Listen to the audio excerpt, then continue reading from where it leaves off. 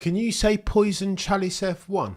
I feel bad for new Alpine F1 team principal Ben Oakes. And that's not because he's not good enough, because apparently he is. He's a racing mind. Carter has experience in F2 and F3, of course. Team principal of High Tech, who have had brilliant success, a lot of success in feeder formula. No, it's not that Ben isn't good enough. It's that Alpine, his employer, they don't know what they are doing. This is flotsam, jetsam F1 indeed. Autosport reports, however, and let's stick to the news for a second before I chime in on my very poisonous, toxic opinion, that Ben Oakes will become the second youngest F1 team principal in history, only to Christian Horner, of course, of Red Bull F1 fame. Please see 2005. Alpine, however, has announced that high-tech F2 and F3 boss Oliver Oakes will be its team principal after the Formula One summer break. Oh, the humanity. As revealed by Autosport over the Belgian Grand Prix weekend, Oakes has emerged as a leading candidate to replace the outgoing Bruno Faman, who will be returning to work at Renault's Viry-Châtillon base. What is Viry-Châtillon? Well, of course it's Renault, and of course it's where they produce their engines. And this is important because if word on the F1 curb is to be believed, Renault, aka Alpine, don't know whether they want to continue developing power units for F1. It's an expensive business, this. Please see between 45 and 90 million US dollars per year if we're talking about 2026 and becoming prepared for that. Renault are kicking into that as far as their financial resource, 45 million. The likes of Mercedes, Ferrari, Red Bull, the behemoths of engine manufacturing in F1, anywhere between 90 and 120 million. Now you tell me which one of those two numbers, 45 or 120, sounds like commitment to an engine manufacturing in F1 program. I will say this for the avoidance of doubt, it's not 45 million. And again, this speaks to the issue at Alpine. Why I say that position as team principal of Alpine F1 is indeed a poison chalice. Lest we forget, they had Otmar Safnauer, a brilliant racing mind. He was the team principal that was meant to take forth that team, bring them back to the holy, the promised land, right? Success, 100 race project settings. That was when they were meant to start winning 25 points each and every single race weekend, was it not? Return Renault back to the glory days of the early 90s when they were winning championship. Please see Nigel Mansell, please see Alain Prost. But again, what's epitomised, what even characterises Alpine F1 as at July 2024 is indecision. If the senior stakeholders don't know what they're doing, then why would you expect this chap to? Oliver Oakes, bless him, he could be the best F1 mind that you've ever seen in history. Please see Adrian Newey or a Ross Brawn. But if he doesn't have the investment from the senior stakeholders at Alpine or Renault, then this is a poison chalice of a role, surely. But I digress. Autosport continues. At 36, Oakes will be F1's second youngest ever team boss, following the footsteps of Christian Horner, who took over from Red Bull in 2005 when he was only 31 years old. Put some respect on the Christian Horners. What do you mean? Speaking about his appointment, which was endorsed by Renault CEO Luca De Meo and F1 advisor Fabio Briatore, he said, "I'm extremely grateful to Luca De Meo and Fabio Briatore for this opportunity to lead BWT Alpine F1 team back to competitive." That's what you think, Oliver Oakes? Mate, and obviously that's something that he has to say. There's no option in this. Why else would he be appointed? Why else would they hire him if not to get them back to success? But F1 is multifaceted. It's a very hard automotive pugilism, Rubik's Cube to solve for. You need the investment of the senior stakeholders. Oakes does not have that. Some say that Fabio Briatore, the only reason why he's been brought on is because Alpine, aka Renault, want to sell this team.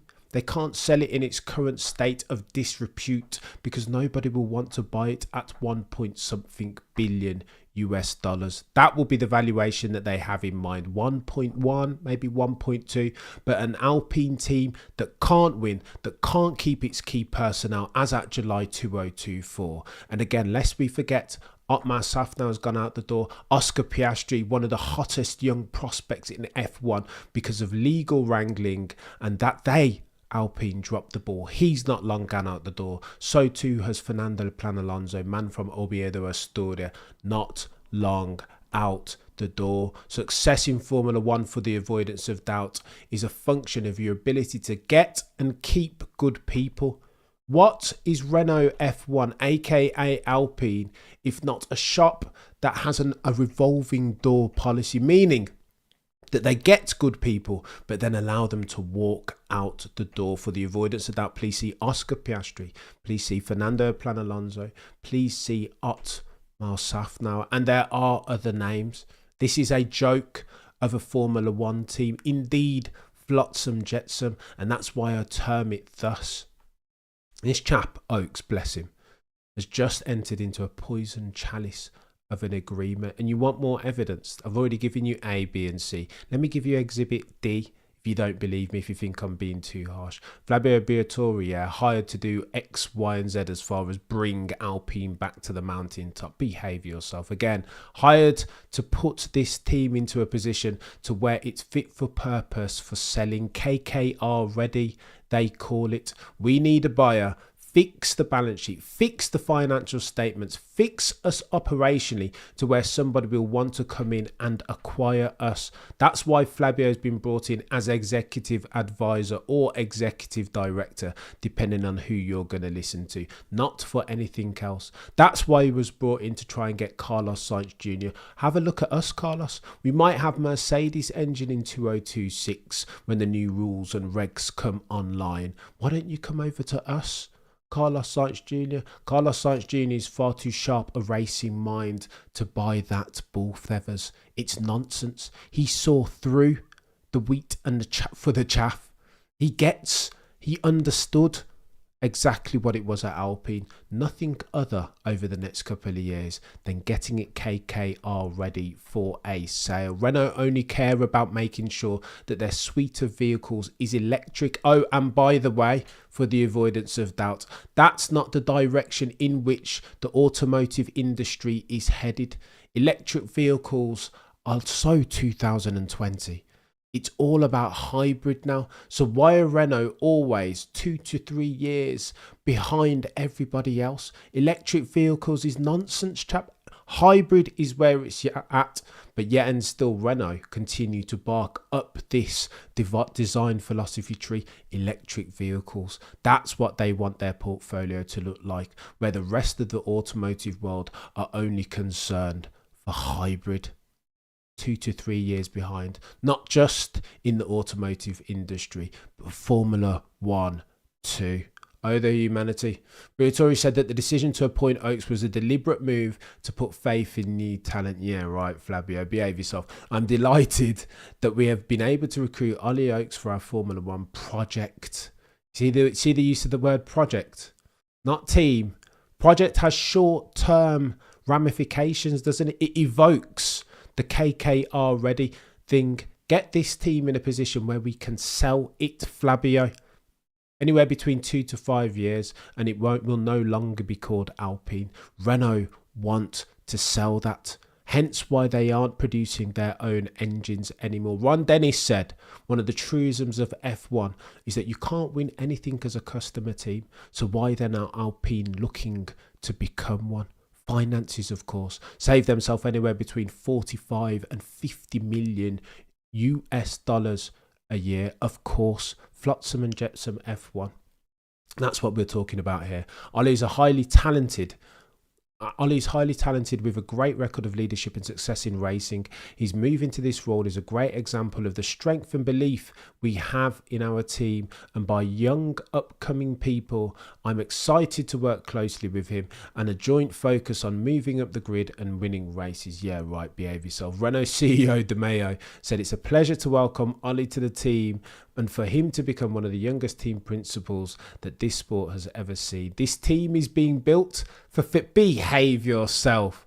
There he is. Here's the $64,000 soundbite. This team, De Mayo says, Renault CEO, is being built for future success. This is highlighted by Ollie's appointment in the senior role. We look forward to harnessing his enthusiasm and passion for racing and realising that that mindset across the entire team. I'm not buying what De Mayo is selling. I will be honest with you. Truthful and earnest. That, ladies and gents, is an absolute nonsense. Ollie Oates finds himself with a poison chalice of a role. They want to sell that team, hence why Flavio Briatore has been brought on, hence why Bernie Eccleston recommended Flavio as the commercial mind to get that deal over the line over the next 2, 3, 4 years. Renault want to sell. They're divesting out of F1 in real time. They have no place there. And again, F1 is difficult, but it's made more difficult if the senior stakeholders aren't interested nor invested in making a success of the team. Ron Dennis, for the avoidance of doubt, has said you can't win anything as a customer team in F1. Renault have been a works team historically in the most recent past. However, very soon they will not be. They're looking to sign a deal imminently with Mercedes to outsource the engine manufacturing to them as soon as 2025. That was the linchpin, the bait with which Flavio Briatore tried to tempt Carlos Sainz Jr. over to Alpine. That failed. Who do I feel bad for in all of this? Ollie Oates, fair play. He's signed... I don't want to say he signed his death warrant, but he signed his stay of execution. He'll be critically aware of the pitfalls of that Alpine team and Renault and all of the above. However, here's who I feel bad for in all of this. Esteban Ocon's left. Blessing, curse. You thought it was a curse that he was leaving, but it's a blessing in disguise. You'll be chuffed for joining Team Haas. Here's who I feel bad for in all this. Here's the story and the narrative. Pierre Gasly. He'll be at a team and he will be trapped. He needs to get out of there, Pierre. Of course he wants himself an F1 drive and he will harbour himself aspirations to win races and championships, but he won't be doing that anytime soon at Alpine. For this is prioritising conflicting demands. They want to get out. They want to make sure they're fit for purpose. 1.1 billion valuation is what Flavio Briatore has been brought in to achieve. Pierre Gasly will be looking for Formula One success, surely as at July 2024. Those two priorities are fundamentally opposed. They don't exist in the same space. They are mutually exclusive, are they not? My story, sticking to it. But I digress.